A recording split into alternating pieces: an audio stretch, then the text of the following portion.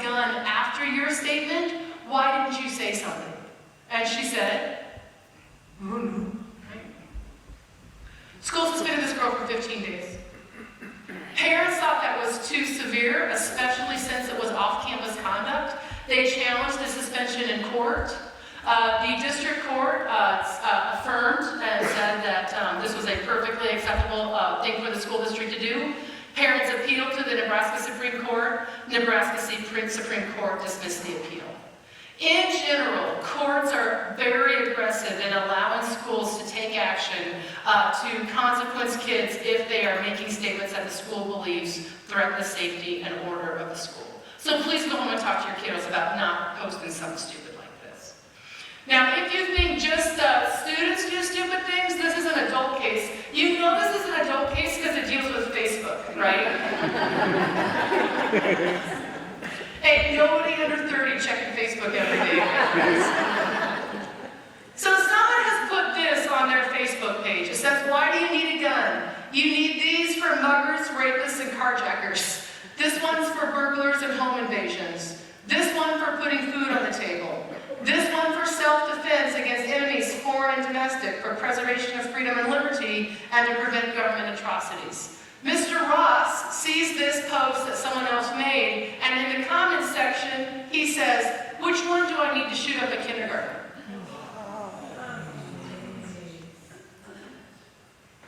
He's arrested, charged with making terroristic threats. Mr. Ross says, no, you don't understand. I was not threatening to commit an act of school violence. I was making a political point that we need to have gun control. His defense was that the police violated his First Amendment rights and his Fourth Amendment rights. First Amendment right to free expression, he said, I was making a political statement. The court said, you do not have a First Amendment right to make statements that threaten school security and safety. Therefore, his First Amendment challenge was dismissed. The Fourth Amendment claim is an interesting one, and it's really relevant to your kiddos as well. He said, this is an unlawful search. The police can't go trolling through my Facebook posts and arrest me if I haven't friended the police. And the court said law enforcement and government officials, like schools, are permitted to read any comment that any member of the public places on the internet if you've done it in a public forum, right? So when your kiddo posts something to their Snapchat story that anyone can see, it's okay for the school to go in and look at it. This guy ended up doing some kind of plea bargain and is on probation, banned from Facebook, which makes him like, you know, I don't know what middle-aged men that want to talk about gun control do if they can't be on Facebook. I don't know. There are two social media apps that I think every adult that interacts with middle school and high school kids should be familiar with. One is Snapchat, that we're going to talk about in a little bit, and one is Instagram. Instagram is an interesting app because it is the application that is most likely to cause young people to feel depressed and lonely, very much focused on appearance, right? And if you go and look at girls, especially middle school girls' Instagram feeds, highly filtered pictures.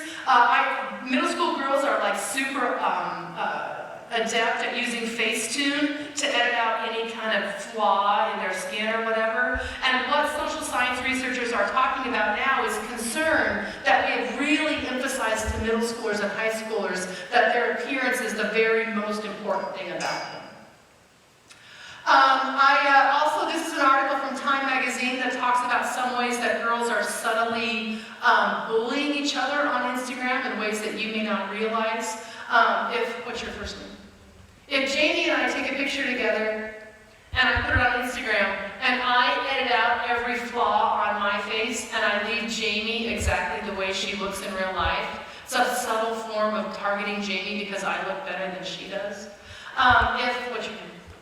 Blaine and I take a picture and I say, Blaine is like the bomb, and solid. There are ways that girls subtly make comments about each other being stout or solid that are really targets taking shots at their weight, right? So I would just encourage you to visit with your kiddos about how that works. The other thing that I want all parents to know is that just because you follow your kid on Instagram doesn't mean you know what they're posting on Instagram, because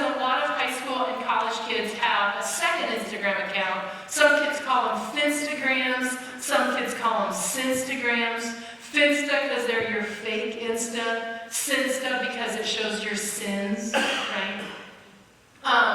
And what we see is kids know that mom is keeping track, creeping on them is what the kids call it. I call it parenting. But so the kids know that mom is keeping track of what they're putting on their Instagram. So on Instagram goes all the good stuff, and if you want to bully somebody or post selfies of yourself drinking or doing something inappropriate, you put that on your Finsta or your Sinstagram. Really, the only way for you to know if your kiddo has an Instagram, a second Instagram account, you can ask them. Lock them in the car, while you're going down the interstate so they can't leap out and ask them. Grab it. You can look at their phone and you can see if there's 2 logins. If you look on the little gear, if there's 2 logins to their Instagram. It's very fascinating to me. My 22-year-old daughter has a Instagram, and I actually think as a college student that's not a bad strategy to like have a professional looking profile and then God knows what they do at the bars when they're 22, right? But Instagram suggests people for you to follow based on the other people that you follow, and Instagram keeps suggesting that I follow Anna's fake account, which makes me laugh because I'm like, you're not fooling me, I see it right here, right? So. Or you can do a Google image search that also will pull up your kiddos. But I do think parents should be talking to their kids about whether they have 2 accounts on Instagram.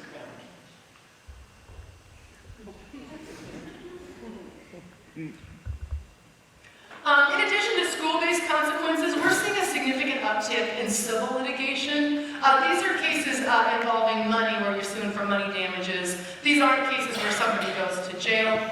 Your standard HO3 will provide a defense if you have homeowners insurance. This is a case from a middle school 8th grade boy that made a website called Teacher Sucks.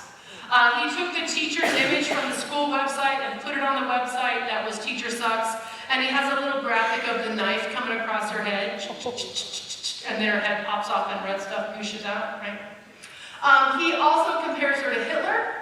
And then he asks everybody to kick in $10 so they can hire a hitman and get rid of her. Teacher finds the website. Teacher goes to the principal and complains. Principal expels the kid. Can the principal do that?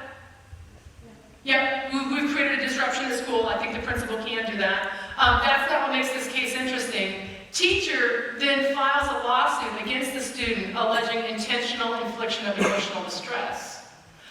Jury awards the teacher $500,000. Now, while the kid is expelled, he uses his time at home very productively, takes a picture of the principal from the website,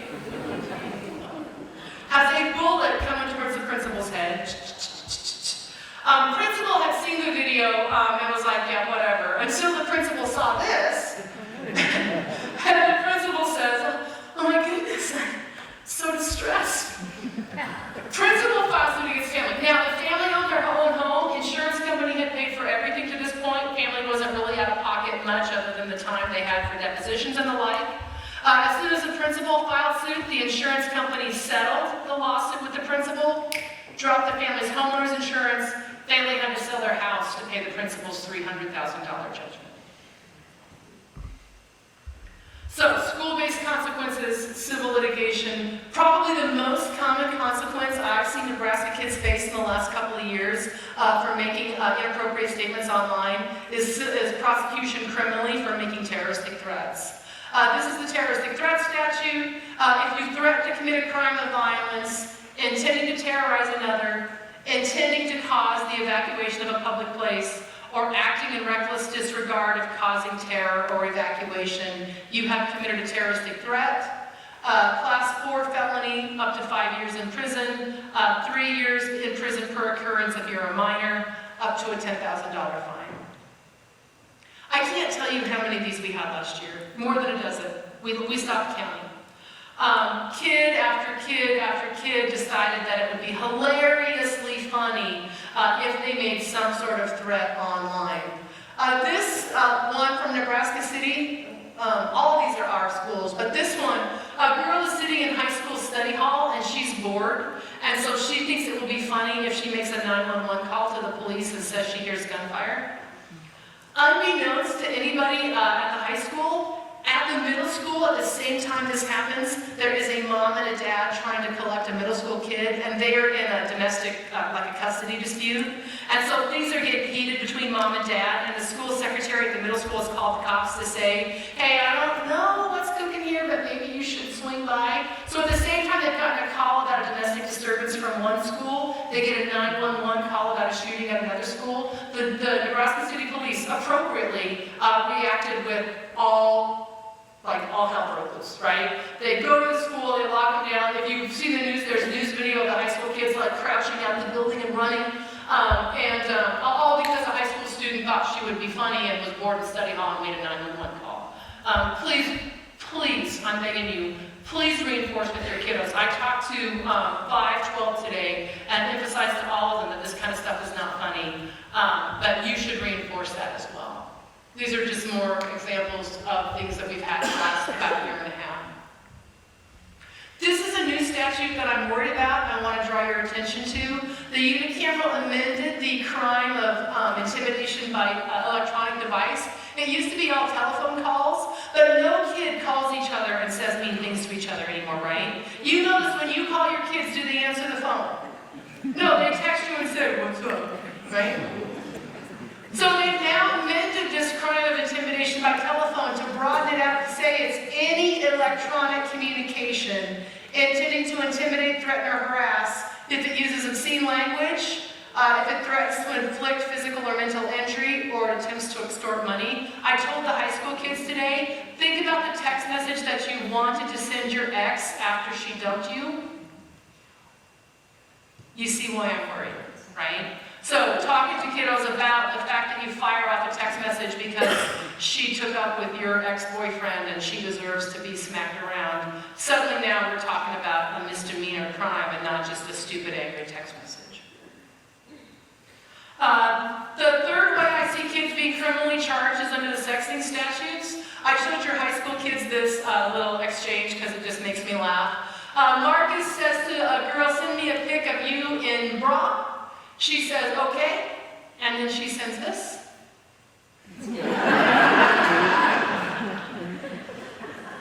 One of the things I have collected over about the last 10 years is I have a Word document with all the funny responses I've seen girls use, especially girls, not always, but girls and boys use in response to these requests. I believe that every single parent in this room should talk to your kids about what they should do when they get asked for a nude. Because they will be asked. And I have students over and over again say, you know, I didn't know what to do, I didn't want to send it, but she kept asking and asking and asking, and eventually I just sent it just to get her off my back. And so we need to equip our kids with some tools of what to do other than just say no, because it gets tiring to say no over and over and over again. I know that we don't want our kids sexting because we want the best for them, you know, in terms of like finding their forever partner and whatever. But in addition to that, it's a crime. It's a felony in the state of Nebraska. If you are under the age of 19 and you possess an image of someone else who is under the age of 19, including yourself, if you are 16 years old and you take a nude photograph of yourself, you've committed a Class 4A felony. If you are over the age of 19 and you possess an image of someone under the age of 19, you're in the active commission of a 3A felony. Up to 5 years in prison, 2 years for minors, 5 years for adults, up to a $10,000 fine, mandatory lifetime sex offender registration. Youngest case I've worked where a child was put onto the registry when he committed his offense, he was 10. His parents appealed all the way up to the Nebraska Supreme Court, arguing that that was too young to be put on the sex offender registry, and the Nebraska Supreme Court said, no, it's not if you have nude images that you're trafficking across state lines. So I don't want you to think that they don't take this stuff seriously, because 100% they do.